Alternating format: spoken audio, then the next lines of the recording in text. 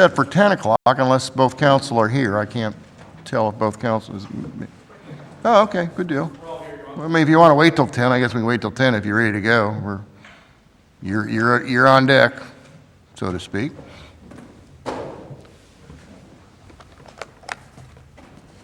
It's a baseball term. We're on terrazzo. We're on terrazzo. Should have Googled that.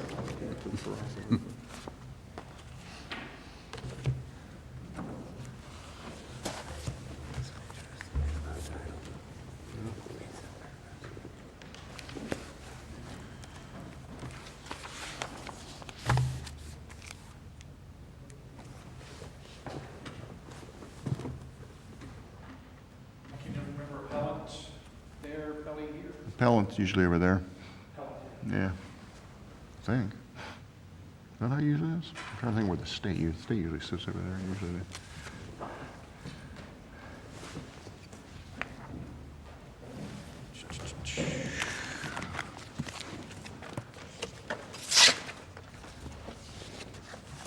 You can have a seat. Thank you.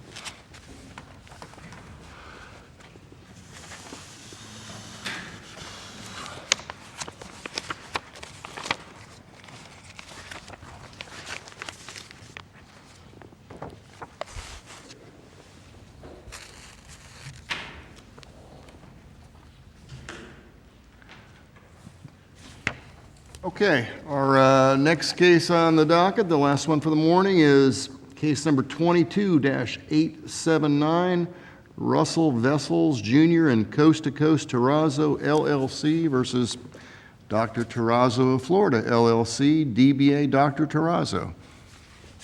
Counsel, are you ready?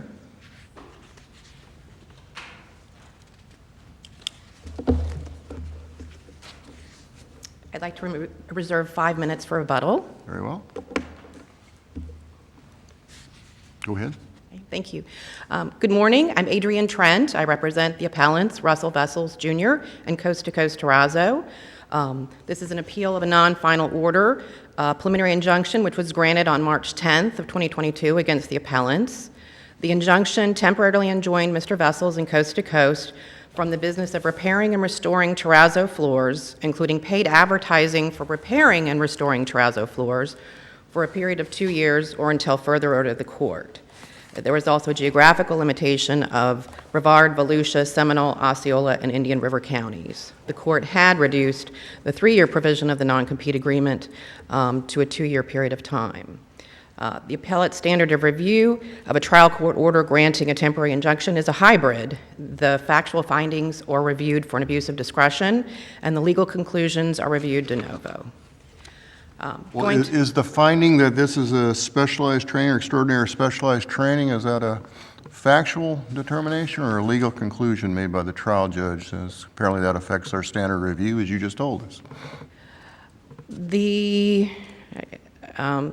I think it's a bit of a hybrid finding, but I mean, the court made a factual determination that it's a legitimate business interest?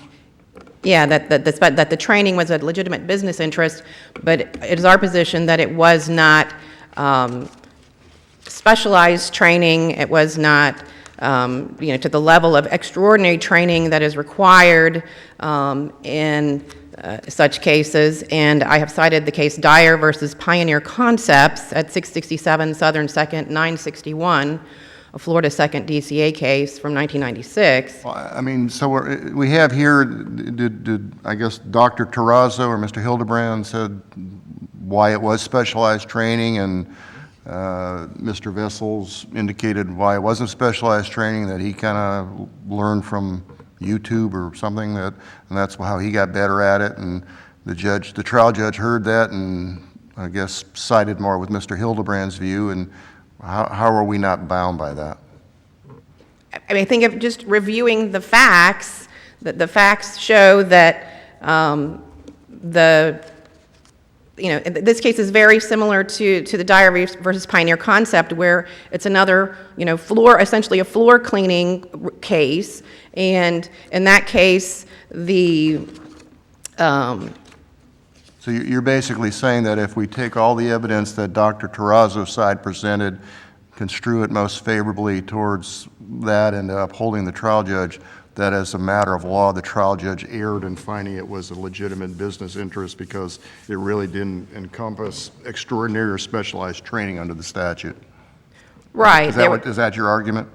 Yes, there was no, there's no written training, there's no manuals, it's simply on-the-job training. There wasn't any classes that he had to take. In fact, he sought out on his own YouTube videos and found different and better ways to do the terrazzo cleaning. But by saying on-the-job training, that begs the question, your client is getting training on the job, correct? It's not self-taught, but you're being trained during the course of the employment and where he's being supervised by Mr. Hildebrand. Okay, but Mr. Hildebrand isn't actually doing any of the training. There's a foreman that he works under called Andy who's doing it. Well, but I think I believe the facts that you presented below were that even the job that Andy was doing was not to the level that your client learned to do, and your client trained himself or fine-tuned his skills in refinishing the floors by watching these YouTube videos, which made him then provide a better end product. And so his ability to do it was different and better than anybody else who had been doing it for Dr. Terrazzo. Is that correct? Right. They then made him a foreman of a crew, and he showed the crew the skills that he learned by watching the YouTube videos. So it's certainly a protected interest that you learn from watching YouTube videos should not be afforded to a company. So I think I come back to, you're saying that there was no training at all that was provided by anybody. He did it all on his own. Is that what you're trying to say? No, there's very basic skills, but to clean terrazzo floors, you can actually rent equipment, watch YouTube videos, rent equipment, buy the chemicals, and you can actually run it from Home Depot, these machines, and get the materials and do it yourself. So it's not something that's exclusive, or that the training was so exclusive or extraordinary that it would raise to the level that it would be a protected legitimate business interest. Let's talk about undisputed facts, whether they were disputed or not. Was there any dispute that there were no written materials or manual provided to your client? No dispute. Okay, and it's undisputed that there were no classes outside of OJT. They didn't send him somewhere to be trained. No, they did not send him anywhere to be trained. All right. Is there any dispute that your client watched the YouTube videos? No, there's no dispute that he watched YouTube videos, which he actually did mostly on his own time. All right. Is there any dispute on whether he surpassed the individual who was supposedly training him? No, there's no dispute. Because he was chosen as foreman, not Andy. Right, he was chosen over Andy to be foreman about 9 months into the job. Is there any dispute of the fact that the owner thought that he was doing a better job than Andy and was more knowledgeable? Or is that something that came out? I don't believe there's a dispute as to that issue either. Okay. Is there any dispute that, to the boss's testimony, sorry I forgot his name, but that he would talk to him about how to address certain problems? Is that disputed?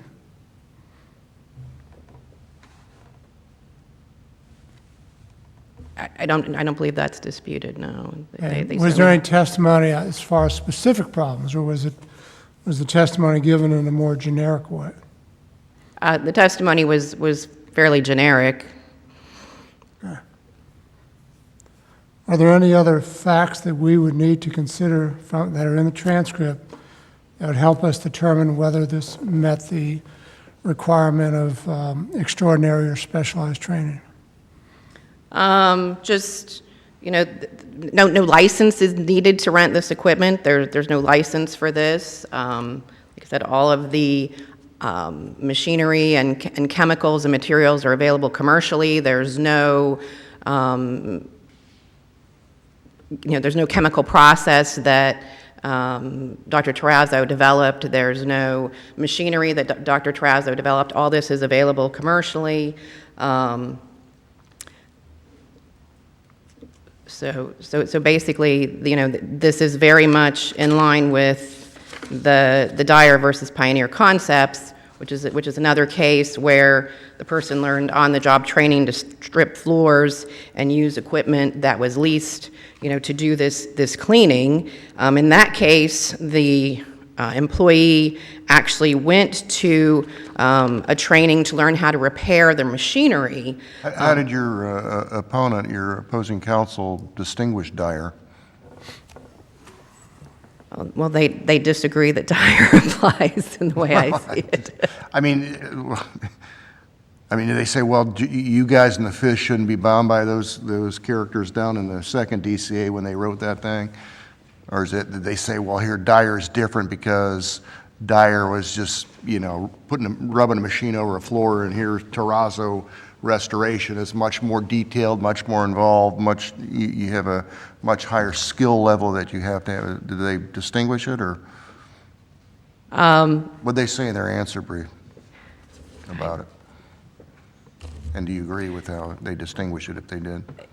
I think their position is that Terrazzo was different than the stripping of the grocery store floor, but I think it's essentially the same sort of scenario where the person is learning to clean and treat floors on the job, and that's not specific enough training to be a legitimate business interest that is protected. The Terrazzo floors are cleaned and polished, similar to how the other floors in the grocery store are. So if we conclude that the judge erred in finding this was a legitimate business interest that needed to be protected and was properly protected under the contract, then the other issues about the sufficiency of the findings, or whether all the elements under Rule 1.610 were established, that becomes moot, because if you don't have a legitimate business interest to protect, then these contracts are not enforceable, right? That would be correct. That's what the statute says. Right. You have to plead and prove a legitimate business interest, and it's our position they did not prove a legitimate business interest, so that the injunction should not have been entered. All the other stuff about whether the geographic scope is too broad or the bond issue, then that just goes by the wayside. Yes, I would agree with that. So if there's no uniqueness to the tools or machinery or chemicals, in this case, really boils down to the teaching of the skills to perform this work. That'd be a fair statement. Right, if it is extraordinary training or not, and similar to the Dyer case, it's not extraordinary training, and in the Dyer case, they actually had some, kind of classroom training on repairing the equipment there, but here there was no formal training. Your fellow had no prior experience in Terrazzo flooring. No, he had prior experience being a handyman, but he didn't have specific experience. So if he got ordinary training, then you win. If he got extraordinary training, then we go on to the next level about the actual terms of the injunction itself, the geographic broadness or scope and things of that nature. That would be correct, yes. Okay. You want to go to that? Since you have 8 minutes to go, you want to go to that part about you don't like the geographic scope or things about the bond and things of that nature? Okay. I've also addressed that the agreement really just protects against ordinary competition. If you look at the agreement, the only thing that the agreement itself is trying to do is prevent working for a competing company other than no proprietary knowledge gained can be used to compete, and there's been no evidence of any proprietary knowledge that was gained or used to compete. So I think also they're trying to protect ordinary competition, which is not a legitimate business interest. And I've cited the case Evans versus Generic Solution Engineering. Let me be more direct. Why do you think that the 6 counties is too broad in the injunction? The 6 counties is too broad because the duty under the statute of 542.335 is for the party seeking the injunction to plead and prove that there's a legitimate business interest and a geographical scope can be one. They only discussed in the testimony that their advertising was in 5 different cities, those cities being Titusville, Melbourne, Orlando, and Daytona, which would encompass only 3 counties. Did they not say they do work in other counties? I mean, I thought they said they actually went all the way Miami-Dade up the coast, didn't they? Did Mr. Hildebrand say that? You know, when he was talking specifically about, you know, those counties, those are the counties, or the cities and the counties that he addressed. As, you know, I think when he talked about the coast, he was referring to when they started. But really, he only focused on those 4 cities and the 3 counties of Brevard, Volusia, and Orange. There was no testimony supporting the counties of Indian River, Osceola, or Seminole. There was no testimony regarding those 3 counties at all, or any cities in those counties. So it would be an abuse of discretion to actually enter an injunction on counties that were not pled or proven in evidence at the hearing as to where you know, the restriction should be. So you're conceding that it's reasonable geographically to limit it to Brevard, Volusia, and Orange County? If there's a legitimate business interest to protect, but our position is there's not. I understand. But there was actually testimony regarding cities in Brevard, Volusia, and Orange County. So they did provide, you know, testimony as to those counties, but no testimony as to the other counties. There was, you know, a reference to Central Florida, but after the Central Florida reference, he testified to the Brevard, Volusia, and Orange counties, or the cities in those counties. Was there any evidence that your client was affirmatively taking any steps to approach prior clients of Dr. Terrazzo or current clients of Dr. Terrazzo? No, no evidence of that. Okay, so any reference to that by the appellee was more based upon the Google footprint that I guess was presented to the trial court, is that correct? Right, their focus was on their advertising on Google, and they wanted to exclude my client from advertising on Google where they were advertising on Google, and that's where the testimony came from about the Orlando, Daytona, and Melbourne as their Google footprint, as well as a reference to Titusville, and they had entered into evidence a copy of print up of Google showing their Titusville location, and had discussed that. Counsel, you're into your rebuttal. You can keep going or you can stop. Okay, thank you. Well, let me ask you one question. The non-compete agreement itself has no geographical reference. No. It just says any competing company, which theoretically could be anywhere in the world. Any company that did, I mean, by the language of the covenant itself, it's totally unspecified. Right, it's overbroad. It's unspecified as to Yeah. where Dr. Terrazzo does its work, and it's unspecified as to whether a company that, you know, may have its main office in Minnesota or something, but has done one job in Titusville, whether that would apply. We Right, can't, there's no geographical limitation in the agreement, and the way it's written would be, is overbroad. All right, thank you. I'll reserve the rest of my thank you, time counsel. for rebuttal.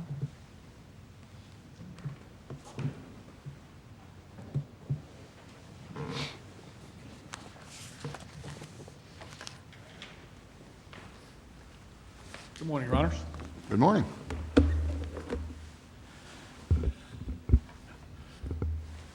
Am I coming through okay? I can I hear always you. have to do that because my shoes are too tall. We can hear you. Okay. Can't see you. Oh, there you go. Really what this case is just, And you're Mr. Mitchell, I assume? I beg your pardon? You're Mr. Mitchell? I need to announce my presence, I'm sorry, yes. Joe Mitchell on behalf of the appellant, Dr. Terrazzo. Appellee, Dr. Terrazzo. All right. Go ahead. This case is just simply a breach of an agreement that Mr. Vessel signed.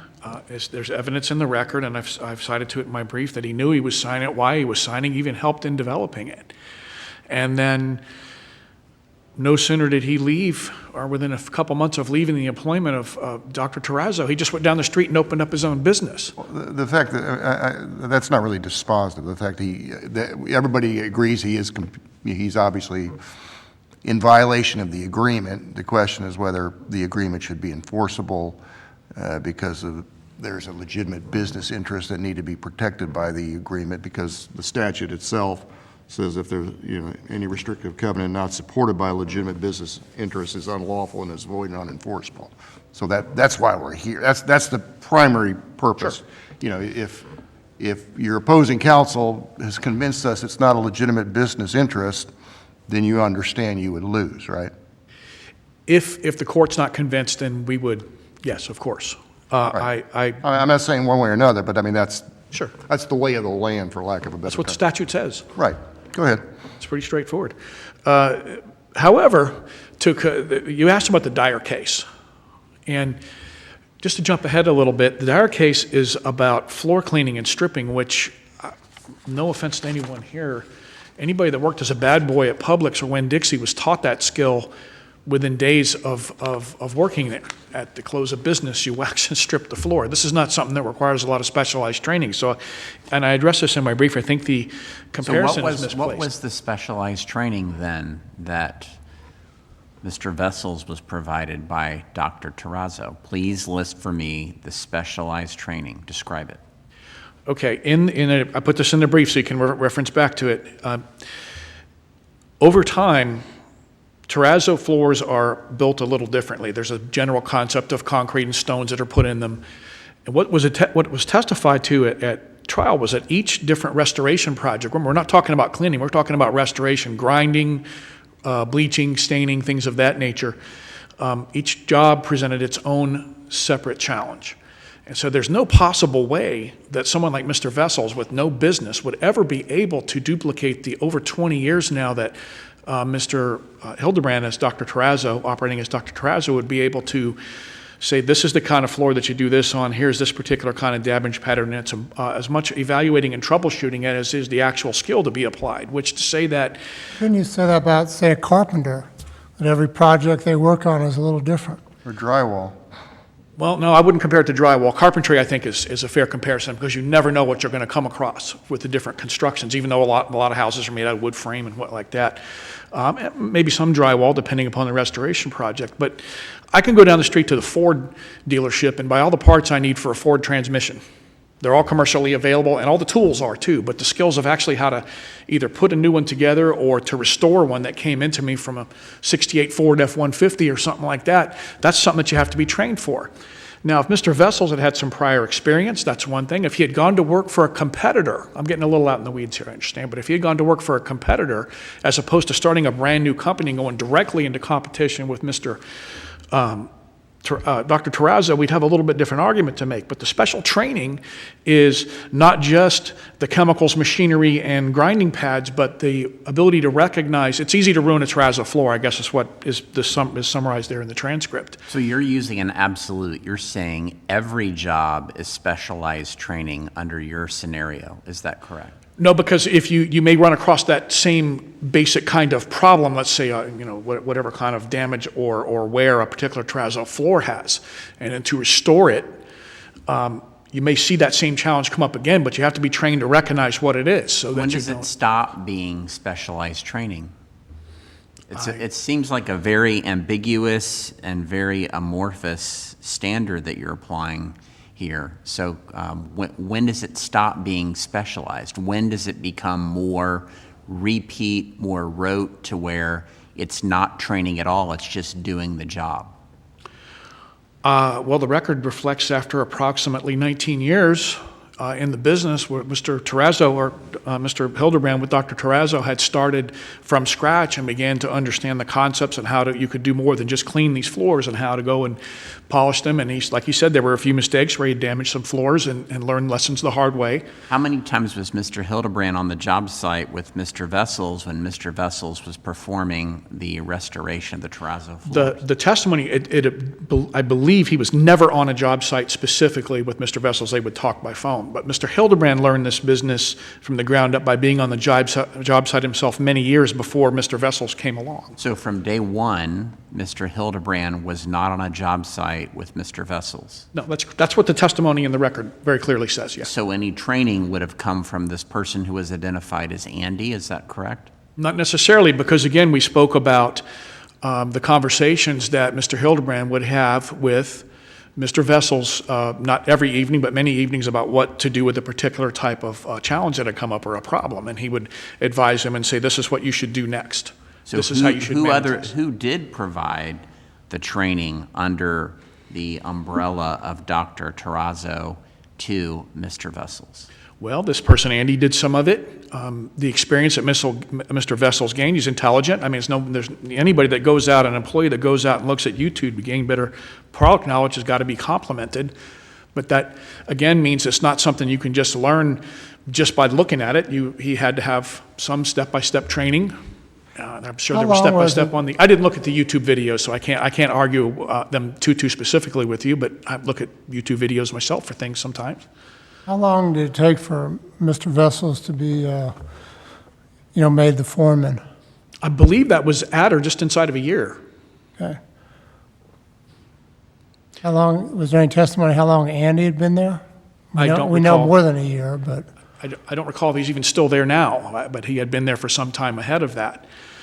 But I don't think it goes to be generalized training just because you get an employee that's bright and begins to start showing some signs of being able to learn and process the information better and climbs through the ranks. That doesn't turn the training that he's getting into general training as opposed to specific. And What if Mr. Hildebrand had been working on the job for 2 years when Mr. Vessels was hired? I mean, I guess we're trying to wrestle with the concept of, okay, ordinary training is not protected, extraordinary training is protected under the statute, so just saying, well, I haven't been in the business for 19 years, and I didn't actually train him myself, but I had access and I talked to him, and he got trained by another guy in my company, and terrazzo floors are different than stripping floors in a grocery store. I mean, 'cause you would concede that Dyer, I mean, they kind of, if you look at Dyer language, the language in Dyer, there seemed to be more specialized training given to Mr. Dyer than in our case, in the sense that, he was sent to a seminars to, get the information to learn how to do. It kind of defeats your position saying, look, if you're a bag boy at Publix after a week, you can learn how to strip floors, but Mr. Dyer had to go to all these various seminars as part of his training to do the stripping of floors and other things in that company of Pioneer Concepts. The Dyer Concept Company was apparently a contractor, like a lot of large companies now, and in the recent decades have gone to having a subcontractor, so like Winn-Dixie, Publix, Walgreens, of having a company come in and being able to send an employee from store to store to store that works for a subcontractor. There's no question that was, I guess you could call it specialized, but job by job, terrazzo differs because there's different wear, there's different levels of restoration that have to happen, different levels of damage. And so the training you speak of was one person on the job with machinery, chemicals, grinding pads, things of that nature. Another person with the best knowledge base saying, this is how you're going to approach this particular problem when when a new challenge came up. But each job in terrazzo is individual. It's different. This is I'm just talking to you right out of what the transcript says. well, let me ask you this. Part of the reason for that legitimate business interest is the inherent unfairness, if you would. If an employer spends a lot of money developing skills in an individual, and then once they get those skills, then they leave, and then that investment has gone down the tubes for the employer. You know, in effect, they train someone for the benefit of some other company or whatever. Now, you also have a situation where someone gets paid a salary. You know, you get paid $15 an hour, $20 an hour to go do this work. Was there any evidence in the record of any investment your client made beyond just the fact that Mr. Vessel's got a salary for doing this work? Investment, you meaning in, That the employer spent money up and beyond what they would pay someone just to do the work? well, that's a good question. I don't, that's not reflected in the transcript, that question specifically, but let me try to answer it from what is there. You can't just send somebody out to, like for example, to a construction site just to clean up the trash. This is much more specialized. Someone goes out, they have to assess the floor and assess what it needs. If they don't have any experience and they try to operate these machines, they can damage or destroy the floor to the point where it has to be replaced at today's prices, which are astronomical. Right, so you train them in the ordinary course of your business. You train them, yes, you train them in the ordinary course of business, that's correct. So To was do- there any evidence of any money spent beyond just sending them out to the work site to, No, so there's no lost investment by your client? there's no Or money. no evidence of lost No, there's no investment loss by of, your client? of an investment, and there's no loss of any kind of physical or tangible investment in that regard, no. But I don't think the statute requires that. I mean, it's- Right, but the case law does discuss the investment of employers in the employees' development. It's certainly a consideration, one of several, yes, for sure, and I did see that. So that's a factor that would weigh against you in this case. I know that Judge Dugan, the trial judge in this case, had heard the evidence, and I can't help but get back to the point that one of the things that the appellant wants you all to do is reweigh this evidence. And Well, that being said, I Yeah. mean, that's exactly what, not the reweighing, I mean, in Dyer, you know, they reversed the injunction was granted, the same kind of scenario that we're talking about. I mean, I know you distinguish what was done in Dyer, what the skill was Dyer, but I mean, the trial judge heard evidence in Dyer, concluded it was a protected event, the restrictive covenant was enforceable. The second DCA said, well, no, look, there was nothing extraordinary. it's floor cleaning. That's what they said, I'm summarizing. I mean, I know you say that, but you know, apparently in Dyer, they sent this fellow to seminars on things related to the job that the restrictive covenant was then enforced him again, you know. So it wasn't just, okay, take a broom and, you know, sweep up the. Sure. You know, so I don't, Dyer is a little more troubling perhaps to the court than it is to you vis-a-vis the context of whether your injunction should be affirmed or not. So I would just kind of keep that in the context of the remaining part of our discussion here. You know, and that's what we're trying to understand is, okay, you hire a fellow who has no experience, you say, here's what we're doing with terrazzo floors, and he learns on the job with training not directly from your client, your Mr. Hildebrand, but from Andy. And I don't dispute that there's record evidence that he may have talked to Mr. Hildebrand and said, look what happened on this job today, what do you think? All right, but you know, at some point, that would seem to be an ordinary training thing as opposed to we're going above and beyond for this employee and teaching him. I mean, it seems like and perhaps I'm misreading what you're saying, and correct me again if I'm wrong.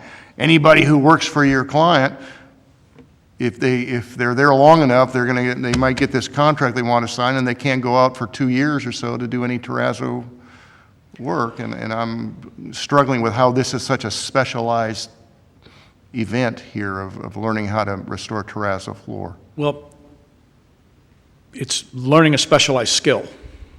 The training may be somewhat basic over time, but it's learning a specialized skill, and I think that's what the statute says and what the opinions get back to. But I want to touch on Dyer one more time before I leave. The Dyer court also said that just because you send somebody to a seminar where they sit through the step-by-step process that the company is supposed to follow to clean floors and to do the other things that are required by that company, doesn't guarantee that it's specialized skills and training, or specialized skills or specialized training. So, I don't want to discount what the court's considering about Dyer. It is a very legitimate concern, but I want to parse out what it actually means. Coming back from the other side of this argument, just because somebody went to school for a few weeks or a week to learn what the company wanted them to learn, the floor cleaning company, cannot be a guarantee that it was specialized. I think the Dyer court looked at what was in front of them, and it's floor cleaning. It doesn't require to know the person to have a certain skill about how deep to cut the floor, or if the floor can be repaired, or what kind of chemicals to use. It's all very, very, very straightforward. Well, you're under 5 minutes. Let's talk about Okay. a couple of other things. For the injunction, there's 4 elements for an injunction or temporary injunction under 1.610C. One of it is considerations of the public interest support the entry of the injunction. There doesn't seem to be any findings or discussion about that. Why doesn't that make the injunction reversible on its face? Well, I addressed that in my brief as follows. I believe the public interest that's addressed here is contracts, enforcement of contracts, the public interest in knowing that if they sign a contract, the courts will hear a dispute over that contract and they will enforce it if the criteria are met. I couldn't find anything that said this is exactly what the public interest, anything line for line in any of the opinions I read about it. Certainly, the court has a discretion here to reverse if it finds the appropriate grounds to do so, but also to remand for clarification on that. Well, all right, let's, so you don't run out, about the injunction bond.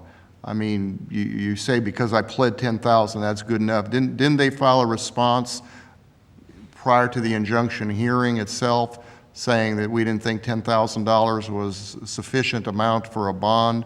And wouldn't that then have put the onus on you to have presented evidence to support something, some entry of a bond amount? My response to that is that the defendant didn't raise any specific amount in court. They didn't raise any evidence. After they brought this to the attention, they didn't file a motion or have a hearing on it about anything. Then they filed a memorandum in opposition prior to the hearing. So the hearing, one of the things you had to have is to present evidence that would allow a judge to determine the amount of a proper bond here for temporary injunction. That was your burden, right? It's my burden. It's my burden. We pled it. There was no rebuttal at the hearing. There's nothing to rebut because you put no evidence on. They filed a memorandum in opposition saying this is clearly insufficient, or whatever term verbiage they use. I mean, at that point, you're on notice that they didn't say, okay, if 10,000 is good to us, they object to do it. Well, they did it after the fact, but they never brought up for a modification. And there's discretion in the statute to bring up for a modification if what the court does is unsatisfactory or the circumstances change. An appeal and say the bond, there was no evidence for a bond. They don't have to file a motion. They can, I guess, but they're not obligated to do that, are they? They don't waive it, do they, by not filing a motion after the fact? I believe in my brief, and if I didn't address this specifically in my brief, I believe on that issue the appeal's premature.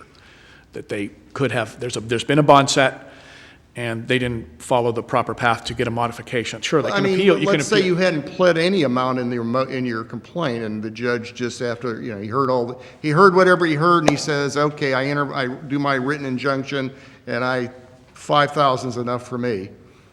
That would be reversible, even without filing a motion by the appellant, because there would be no evidence for the bond, right? I'm going to refer you to the Burke versus Sunco title and escrow in my brief. Okay. Okay. The trial court entered a $1,000 bond, which sounds preposterous in 2017 for something, but the issue of the amount of the bond wasn't preserved for appeal. It was never brought up. The defense, we have pled a $10,000 bond, and they haven't taken advantage and yet have yet to propose a specific amount for the bond. Do we know from that case you cited whether there was evidence of that would support a $1,000 bond and only 1,000? No, the issue in that case came back on the defendant for proposing something and not preserving the issue for appeal as they should have. Right. But do we know whether there was evidence presented to the trial court that supported a $1,000 bond and there was no response from the defendant, or whether it's a case of no evidence either way? Page 35 of my brief, I did put the blurb in there for you. However, at no time during the proceedings in the trial court did appellants in this case request an opportunity to present evidence on the bond amount. They neither raised the bond issue during the injunction hearing nor in their proposed order. They also failed to submit objections to Suncoast report or file a post-order motion. So, In that case, we don't know if the appellees put on evidence and the appellants did not, or if neither side did. now I have to be careful here because that's the 4th District. Right. They don't get to tell you all what to do. Right, but from that It's opinion, persuasive. we don't know which of those two scenarios occurred. It does address that, and this is all I have. I don't have the briefs or any of the other filings from that. I just have what the court wrote, which was they didn't present that at the hearing, and it wasn't preserved for appeal. But the And I found- appellants didn't present anything. I'm sorry? We have from the opinion that the appellants did not present any evidence. But we don't know whether the appellee did, from the language of the opinion. Would that be a fair Correct. statement? Okay. Well, one last, I know you're past your time limit. As to the issue of the scope, the geographic scope, was there evidence as to the three, apparently, there's no dispute as to Volusia, Orange, Brevard, but as to the Osceola, Seminole, Indian River, was there any actual evidence from your client as to doing business in those areas that he would need to have this protection, or is that just the judge heard the word Central Florida and decided Central Florida meant those counties as well?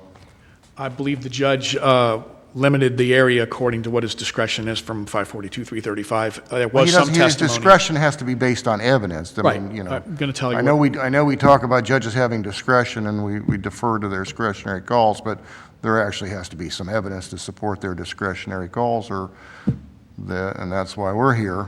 And so the question then to you is was there evidence about that? There was just some testimony from Mr. Hildebrand about the area that he generally operated in. He didn't say, I do this much business in Seminole or this much in Orange or Volusia or Brevard counties. So it came from a statement, Google footprint was Central Florida. Right. He was able to show with the evidence from what we put in from his advertising and his pay-per-click campaign, if you don't mind me using that. You said Google footprint, and that covers both of those. That his, But he used the term Central Florida. and He'd then use the term Central And then the Florida. judge took Central Florida to mean these 6 counties. Correct, and we couldn't find an exact definition. I did put it in a proposed order I had sent, but that wasn't adopted by the court. According to some sources, that goes as far over as Polk County. So, Was there any evidence that your client, or that Mr. Vessels in any way tried to approach any existing clients of Dr. Terrazzo? I heard you ask that question before. Yes. No. Okay. Not that we're aware of or that's in the transcript. Okay, so it's all just based upon the Google Analytics as far as Right. where the geographical location is? That's where the fight was over the customer base that's at issue here was strictly with the Google footprint and some of the testimony that Mr. Hildebrand provided. Okay. All right, counsel, you've exhausted your time. Thank you. Thank you.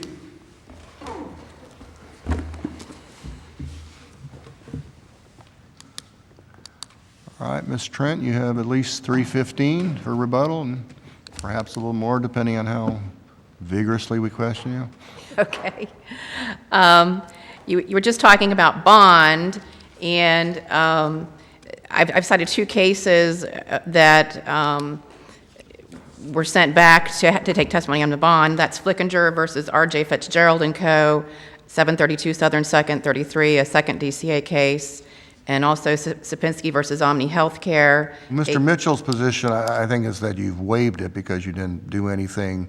His complaint said $10,000 is a sufficient bond, and you didn't say something at the hearing that I don't like it, or I'm going to put on evidence to counter that, and therefore you've waived it. What do you say to that?